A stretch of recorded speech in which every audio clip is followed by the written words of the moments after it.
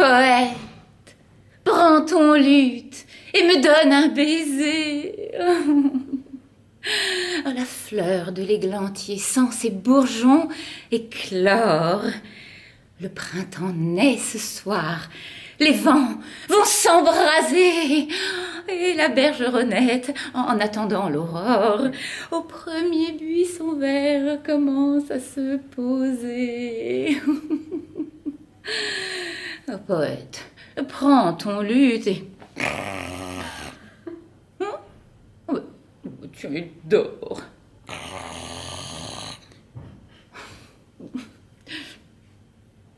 Eh bien, je vous présente mon prétendu, Monsieur Hector de Courbalin, substitut au tribunal d'Orléans, et mon cousin. Il a demandé un congé de 15 jours pour venir me faire sa cour. Voilà. Bon, il n'aime pas beaucoup les vers. Charmant. Oh, il croit que je lis toujours.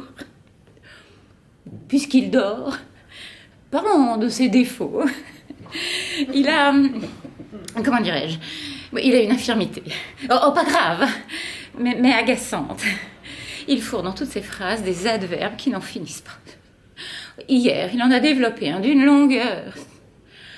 Incommensurablement. Ah, j'ai failli en sauter par la fenêtre.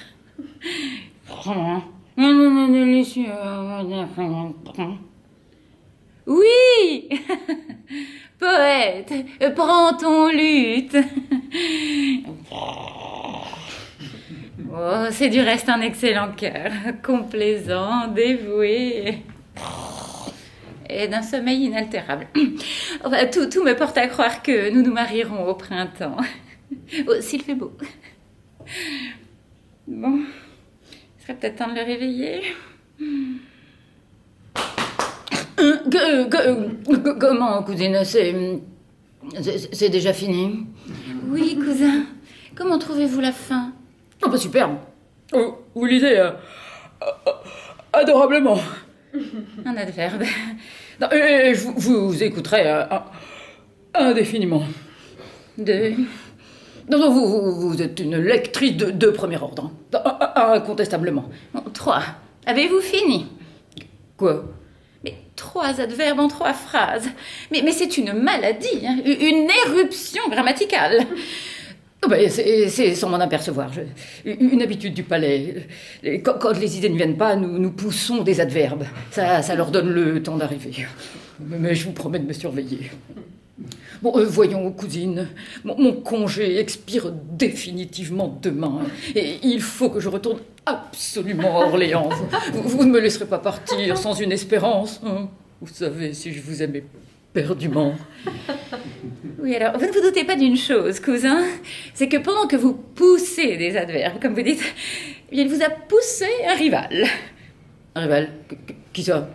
Ah, je ne le connais pas. Voici la singulière lettre que j'ai reçue il y a 3 jours. Madame, vous êtes veuve. Moi aussi. Vous désirez vous remarier. Moi aussi. Vous jouissez d'une excellente santé. Moi aussi. Donc, toutes les convenances se trouvent réunies. Je ne vous envoie pas ma photographie, elle est manquée. Mais je suis prêt à me faire voir quand vous le désirerez, me trouvant de passage à Paris pour 2 jours encore. Réponse au Grand Hôtel, chambre 124. Peters Fugason, américain, 47 ans. Bon, c'est une mystification. Une mystification qui persiste, car hier j'ai reçu une seconde lettre. Madame, je suis étonnée de n'avoir pas reçu de réponse à mon honoré du 27. Bon, c'est un fou, sûrement. Indubitablement. Quoi? Indubitablement. Oh, pardon, il m'a échappé. Bon, donne-moi cette lettre.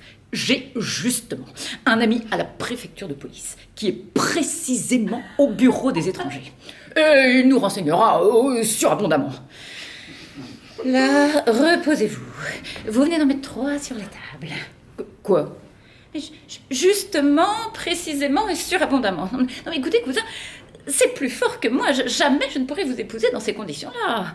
Non, voyons, calmez-vous. C'est le dernier. Ou plutôt l'avant-dernier. Vous en avez encore un qui vous gêne? Oui. Lequel? Éternellement. Bon, celui-là, on vous le pardonne. Allez, partez vite. Je cours à la préfecture et je vous rapporte les renseignements sur ce monsieur Fougasson. Bon, à bientôt. Oh, c'est un brave garçon. Voilà 3 fois que je le fais venir d'Orléans sous prétexte de mariage. Il faut que je lui donne ma réponse aujourd'hui même. Je ne peux pas le remettre indéfiniment. Alors, bon adverbe. Oh, mais ça se gagne. Madame, c'est une lettre chargée avec 5 cachets rouges. Une lettre chargée? Bah, l'homme de la poste dit qu'il faut que vous signiez sur ce registre. Où ça? Voilà. Mais qui peut m'écrire par lettre chargée? Madame, je viens pour la 3e fois vous demander votre main. Oh, c'est trop fort. Craignant que mes 2 honorés du 26 et du 27 ne vous soient pas parvenus, je prends la liberté de faire charger ma 3e réponse au Grand Hôtel, chambre 124. Moi, ça peut être une gageure. Mais ce monsieur ne me laissera donc pas en repos. Une réponse. Oui, oh ben, je vais lui en faire une. Bah, il parlait de charger aussi. Bon, qu'est-ce que je vais lui dire? Bon, c'est bien simple. Monsieur, vous m'ennuyez.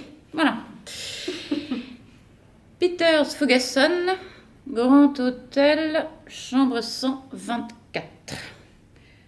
Francine, Madame, cette lettre à la poste. Tu mettras 5 cachets. Rouge. Et tu la feras charger. Mais qu'est-ce qui te fait rire? bah c'est si drôle de s'envoyer des morceaux de cire par la poste.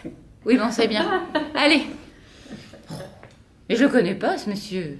Je l'ai jamais vu. Fougasson. Qu'est-ce que ça peut être? Entrez? Oh. Je vous demande pardon, madame. Messieurs? C'est moi. Chambre 124. Monsieur Fougasson? Qui demandez-vous? Que venez-vous chercher? Ah, je viens chercher la réponse.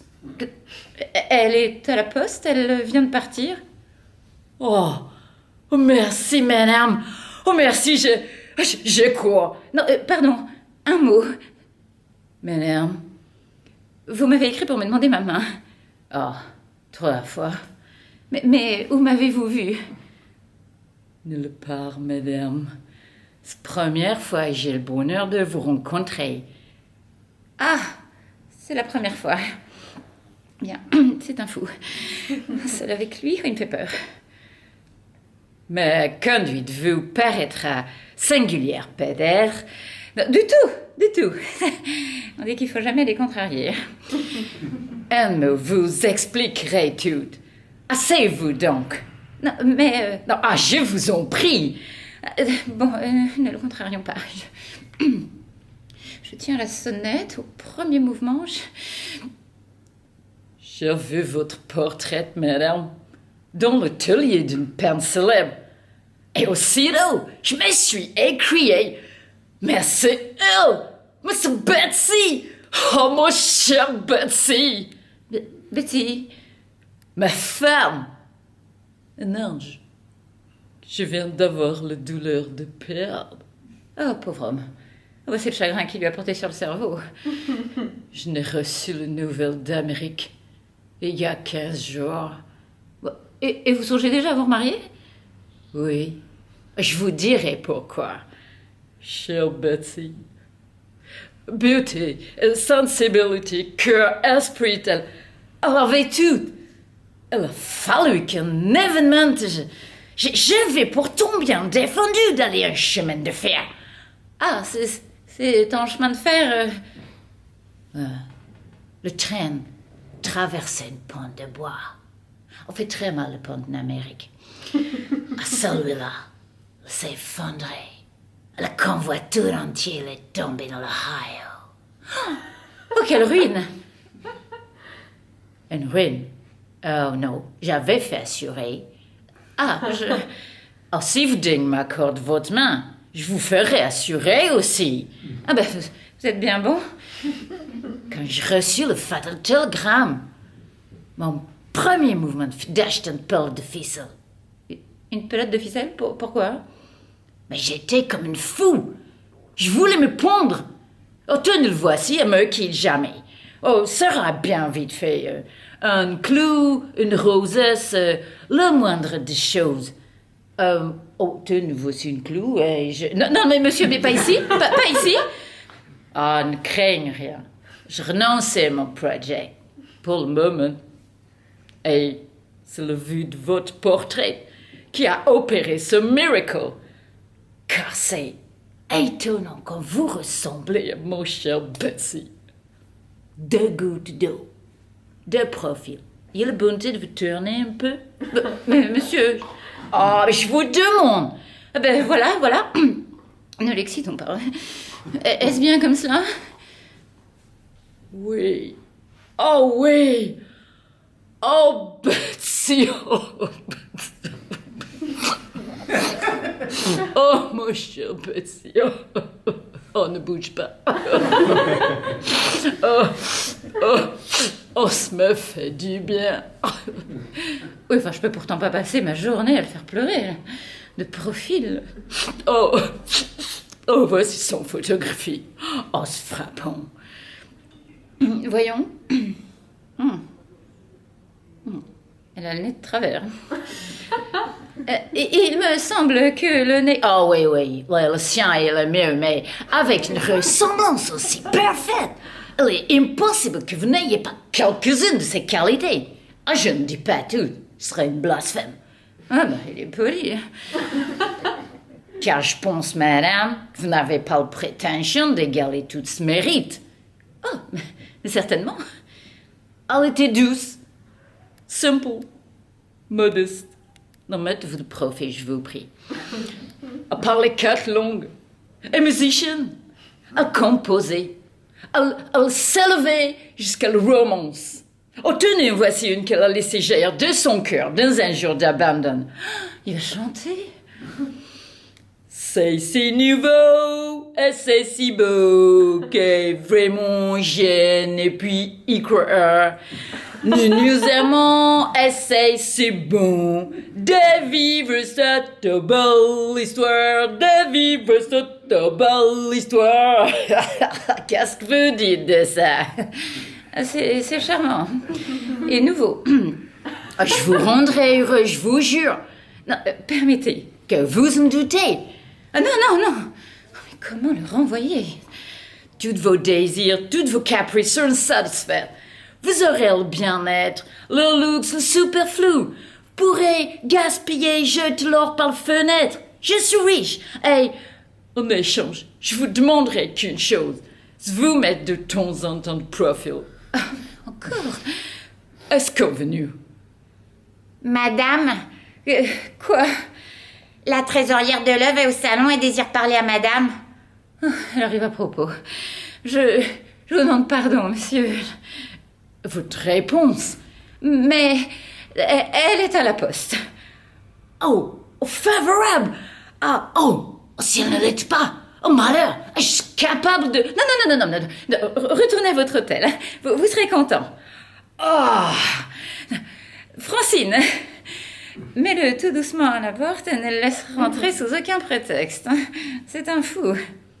Un fou, hein? Madame. Oui, vous serez content.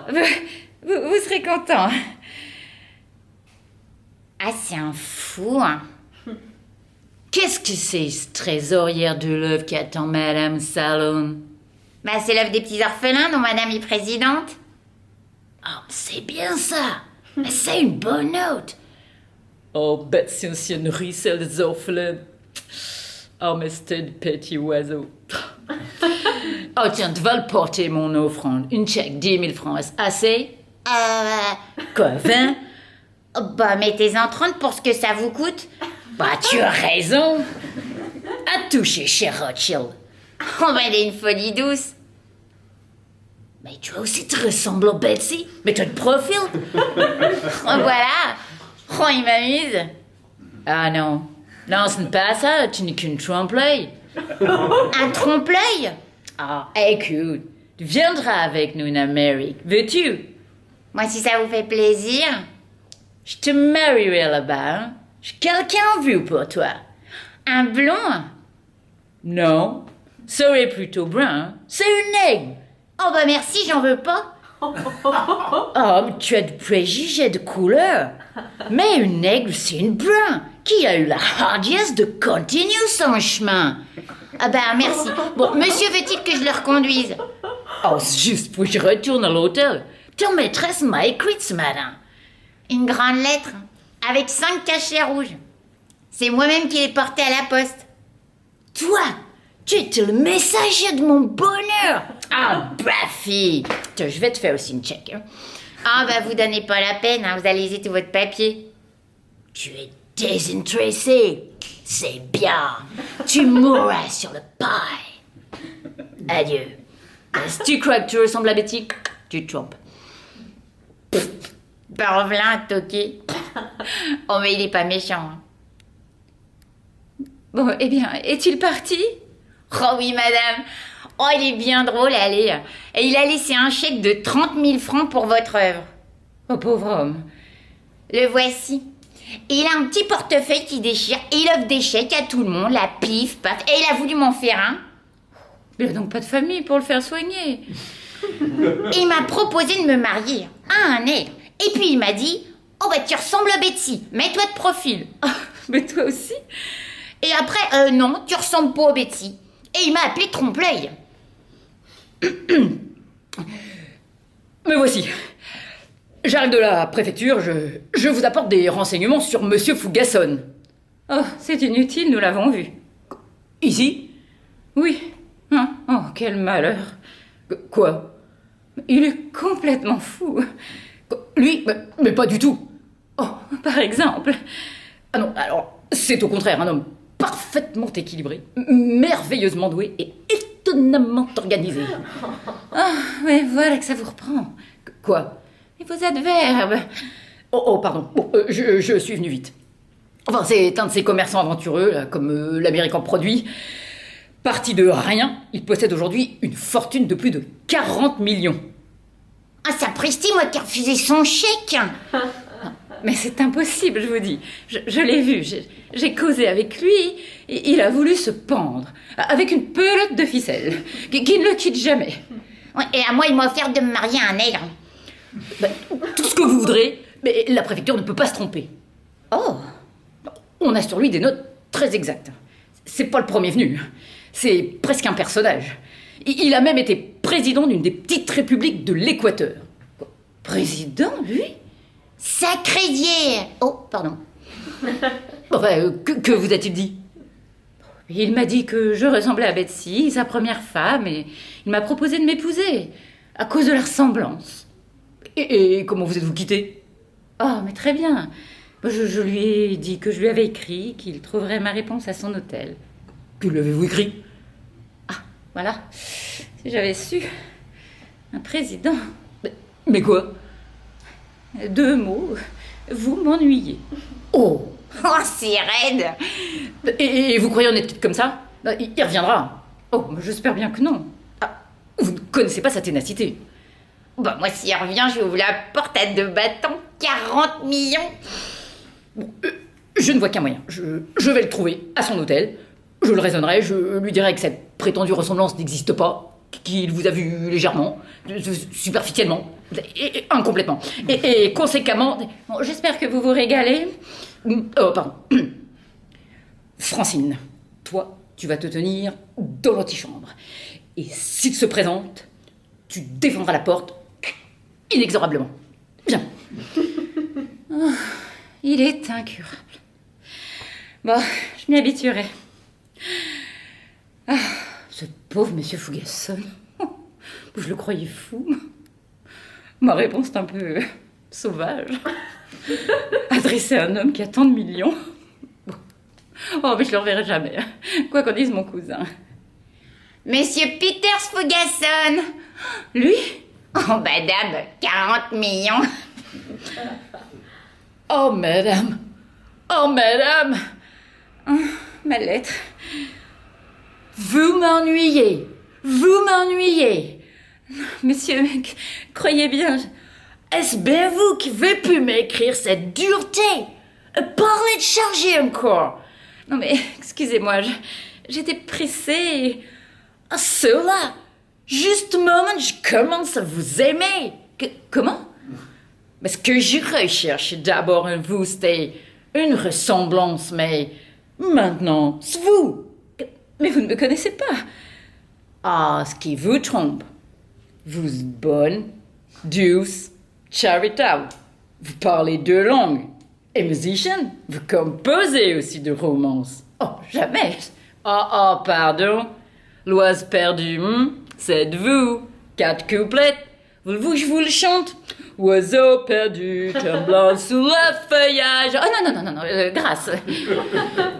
Je ne vous connais pas, mais je puis vous dire par ce que vous avez fait depuis 8 jours.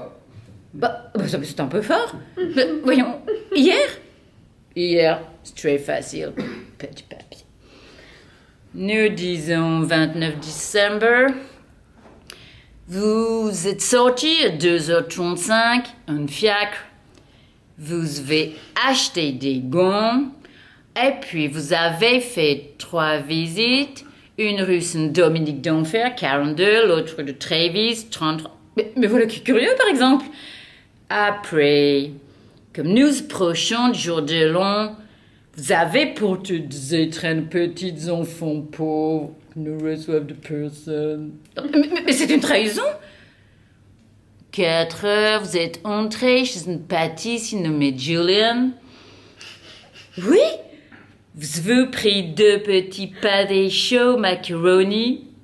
Oh, Betsy préfère le meringue au chocolat.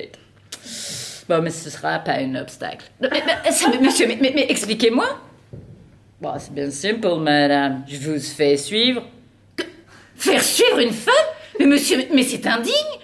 Bah, parce que je veux vous épouser, je devais naturellement chercher vous connaître. Mais vous avez lancé quelqu'un sur ma piste? Ben, moi, je n'ai pas le temps.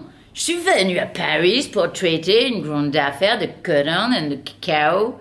Mais je confie cette mission à une personne discrète. De la police, peut-être? Oh non, je suis plus délicate que ça. J'ai acheté une voiture à la compagnie General. J'ai habillé mon secrétaire. Un homme sûr et distingué. Un cocher de fiacre. Et celui qui vous conduit depuis 8 jours. C'est pas possible. Le même cocher, je l'aurais reconnu. Il se grimait, madame. Il change de perruque tous les matins. Et pour votre domestique, ne prenez pas une autre voiture que la sienne. Lui donnez 3 francs par heure. L'heure étant 2 francs, vous voyez, je faisais pas une spéculation. Vous désirez peut-être que je vous rembourse la différence? Oh, vous paraissez nerveuse, contrariée. Mais certainement, monsieur, je suis indignée de votre procédé. Je ne sais pas comment on agit dans votre Amérique, mais en France, un homme qui ferait suivre une femme ne serait pas un galant homme. Bon, je vous demande pardon. Je n'ai pas cru faire mal. Mais avoir recours à de pareils moyens, vous, un homme qui est occupé de si hautes fonctions. Comment vous savez? Oui, moi aussi j'ai pris mes renseignements. Et où ça? Mais à la c'est mon secret. Enfin, vous avez été président d'une république par là-bas. Bon, ce n'est pas la peine de parler, hein. 4 jours, 3 fois. 4 jours, pas possible. C'est comme j'ai l'honneur de vous dire. Si je vais faire pondre seulement 22 avocats, je serai encore. Oh, mais taisez-vous. Nos bêtes, si elle n'a pas voulu. Oh, je le crois sans peine. Comme c'est une vendredi, elle m'a dit de sa petite voix. Attendons à demain. Le lendemain, je t'ai déposé. Oh, c'est heureux. Oh, mais le dimanche, je reprenais le pouvoir jusqu'au mardi 5 heures. J'avais la presse contre moi. Elle m'avait soutenu le samedi, mais le mardi, elle m'accusait d'avoir corrompu la nation. Alors, quand j'ai vu ça, je dis, flûte. Flûte? Un mot américain signifie je donne ma démission. Et je me suis embarqué avec Betsy en renonçant à grandeur. Oh, quelle drôle d'histoire. Maintenant, madame, vous connaissez mon vie, mes aventures. Je vous ai raconté mon règne. Puis-je espérer que vous accueillerez mon demande d'un regard favorable? Non, voyons, écoutez-moi. Vous êtes sous l'empire d'une idée fixe. Vous prétendez que je ressemble à Betsy. Oh oui. Non, mais c'est une erreur. Elle est bien mieux que moi. Elle a le nez adorablement incliné à gauche. Oh, c'est vrai. Oh, pauvre Betsy. Non, mais sa bouche est majestueusement plus grande, ses yeux plus petits, son menton plus carré.